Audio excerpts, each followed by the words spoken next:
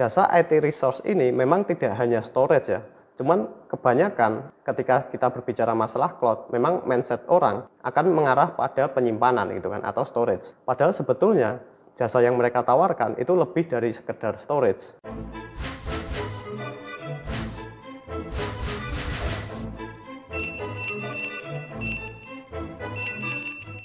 Kalau di video sebelumnya kita sudah membahas mengenai minggu pertama dan minggu kedua pelatihan AWS Restart ya, maka di video kali ini kita akan membahas 3 alasan utama kenapa seseorang lebih memilih menggunakan jasa penyedia layanan cloud.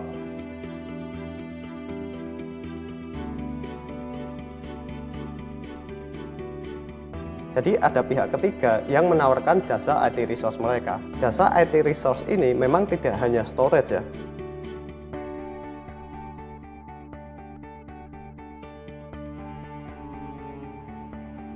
kebanyakan ketika kita berbicara masalah cloud, memang mindset orang akan mengarah pada penyimpanan gitu kan, atau storage.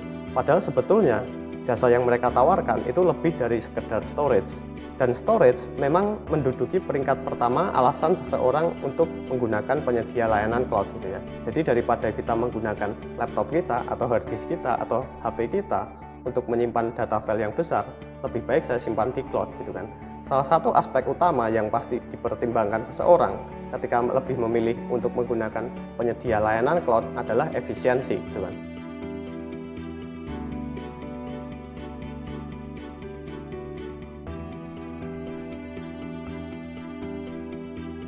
Daripada saya membeli hard disk ya untuk menyimpan film, lebih baik saya streaming gitu kan. Streaming itu filenya ada di penyedia cloud.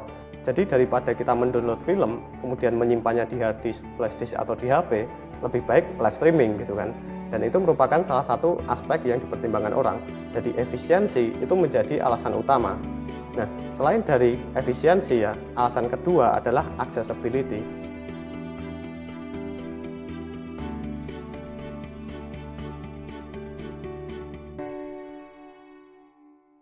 Ketika kita menginginkan sesuatu itu mudah diakses oleh banyak orang, kita menggunakan penyedia layanan cloud gitu kan. Misalnya sebuah perusahaan ya pengen membagikan berbagai macam file gitu kan kepada banyak karyawannya, daripada satu persatu dikirimi file gitu kan, lebih baik disimpan di cloud kemudian diakses oleh banyak orang gitu kan.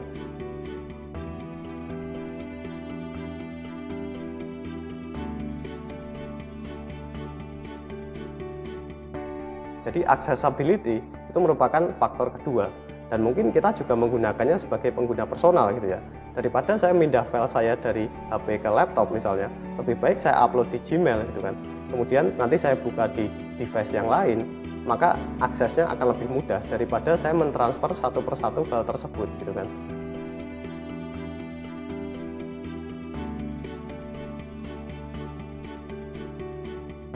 Mudahnya diakses ya dari multi device itu menjadi alasan kedua kenapa seseorang lebih memilih untuk menggunakan penyedia layanan cloud.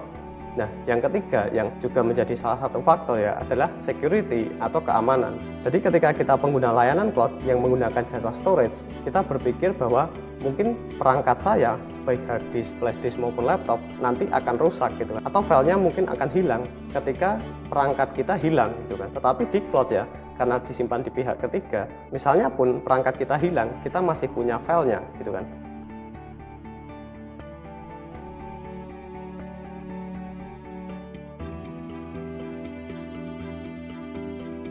Tetapi ketika kita hanya menyimpannya di hard disk, di laptop, atau di HP, kemudian perangkatnya hilang, maka file kita ikut hilang gitu kan. Jadi security atau keamanan terkait dengan data yang kita simpan itu menjadi faktor penentu ketiga. Jadi itu tadi 3 alasan kenapa seseorang lebih memilih untuk menggunakan penyedia layanan cloud ya sebagai storage atau penyimpanan.